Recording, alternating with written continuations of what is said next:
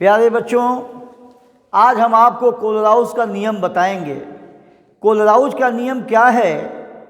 यह आयनों के स्वतंत्र अभिगमन से संबंधित यह कोलराउस का नियम है। क्या है बेटा? आयनों के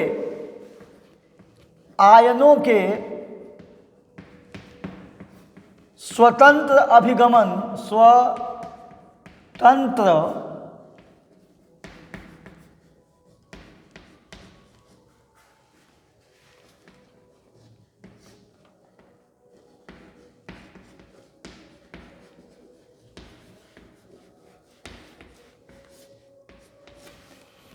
फिर से देख लीजिए, कोलराउस का नियम जो है यह आयनों के स्वतंत्र अभिगमन से संबंध रखने वाला नियम है। क्या होता है? और इस कोलराउस के थ्योरी को जानने के लिए बेटा, सिद्धांत को जानने के लिए हमको सबसे पहले मोलर चालकता से रूबरू होना चाहिए, यानी मोलर चालकता को जानना चाहिए, और इसके साथ साथ अनंत तनुता वाले विलयन के विषय में जानकारी होनी चाहिए। तब हम जाके कोलराउस के नियम के विषय में बताएंगे। और कोलराउस का नियम दो तरीके से भी लिखा जा सकता है। पहली स्थिति बेटा हम ये बता रहे हैं सबसे पहले कि मोलर चालकता क्या होता है।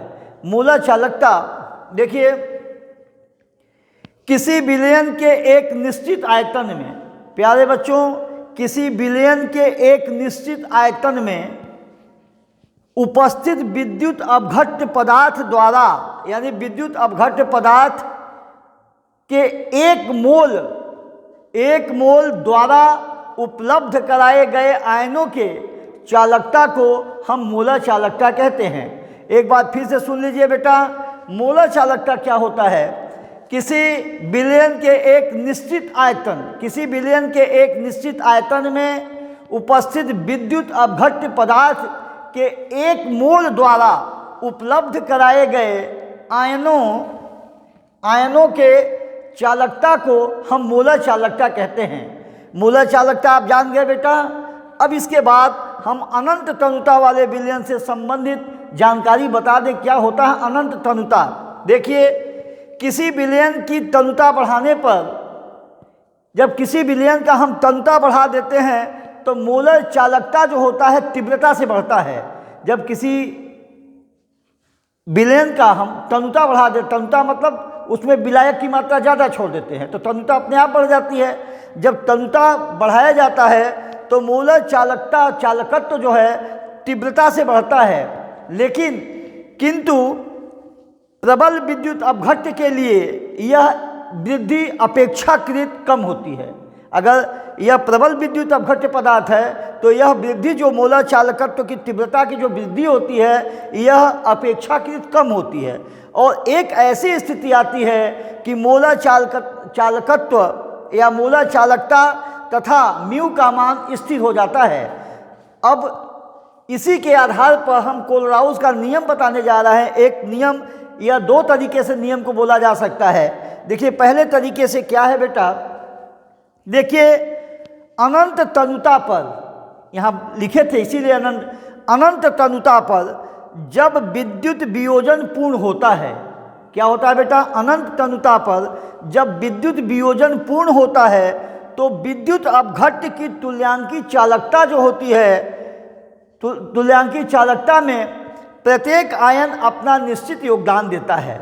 फिर से सुन लीजिए, अनंत तनुता पर जब विद्युत वियोजन पूर्ण होता है तो विद्युत अपघट्य की तुल्यांकी चालकता में प्रत्येक आयन अपना निश्चित योगदान देता है। यह कोलराउस का नियम है बेटा।